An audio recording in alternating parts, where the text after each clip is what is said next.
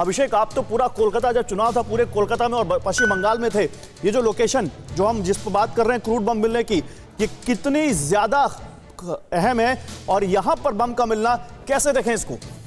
देखिए, ये दोनों ही दृष्टियों से अहम है। रविशंकर जो बता रहे हैं बहुत ही अहम बात है कि वहाँ पर आर्मी ऑफिसर्स का रेजिडेंशियल क्वार्टर है, उसकी बाउंड्री वॉल के पास मिला है और 100 मीटर की दूरी वहाँ से है बीजेपी के हेस्टिंग्स के दफ्तर की। और हेस्टिंग्स का जो दफ्तर है वो भी बहुत ही महत्वपूर्ण है। उसकी वजह ये है कि पूरा इलेक्शन हेडक्वार्टर बीजेपी का रहा है।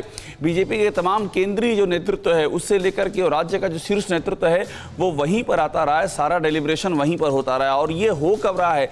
इलेक्शन होने, नतीजे आने के बाद जो हिंसा हुई है और हिंसा के बाद चीजें थम गई कुछ दिन के लिए और उसके बाद फिर शुरू हो गई है। और अभी तक और मैं फिर से आपसे कह रहा हूं, बहुत ही हाई प्रोफाइल इलाका है। आसपास के जो एस्टेब्लिशमेंट हैं उनके बारे में आप बात करेंगे तो आपको समझ में आएगा कि यहां पर पहुंच करके बम रख देना अपने आप में ये बहुत ही बड़े खतरे की चेतावनी है। तो इसलिए बहुत ही अहम है। और मनोज यादव को लाना चाहूंगा, बीजेपी के प्रवक्ता है हमारे साथ। मनोज जी, आप लोग क्यों कह रहे हैं बम वहां पर मिला है, तो बीजेपी ये क्यों कह रही कि हमें निशाना बनाया जाना था? देखिए गौरव जी, सबसे पहला विषय तो यह है कि जिस तरह से बंगाल जो बौद्धिक केंद्र माना जाता था एक समय, सुभाष चंद्र बोस की जो स्थली रही है, विवेकानंद की जो स्थली रही है, वो बम और बंदूक का केंद्र बनकर रह गई है।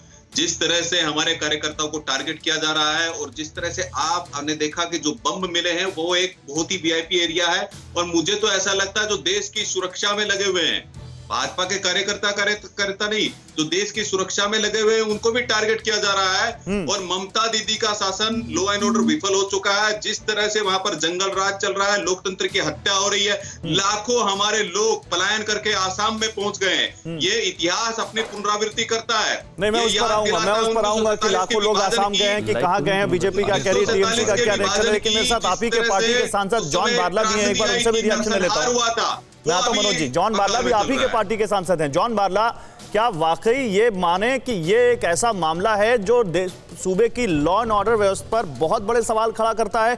कोलकाता सूबे की राजधानी, वहां इतने हाई सेंसिटिव जोन जिसको कह सकते हैं, जहां आर्मी का रेजिडेंशियल क्वार्टर है, 54 बम मिल रहे हैं।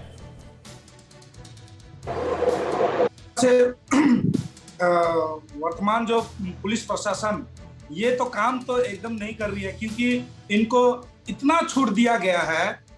ये छूट देने के कारण से ये करप्शन इतना ज्यादा बढ़ गया है। अब ये तो डरता ही नहीं है कि अगर हम इनके ऊपर केस करते हैं, अगर इनका कोई डेप्यूटी ये लेके जाते हैं, डायरी देने जाते हैं, तो सुनवाई नहीं होता है, क्योंकि उनको तो कलकत्ता से निर्देश, पार्टी का निर्देश से चलना पड़ता है। परवाह देश की, सोमवार से शुक्रवार रात 10 बजे TV9 भारतवर्ष पर।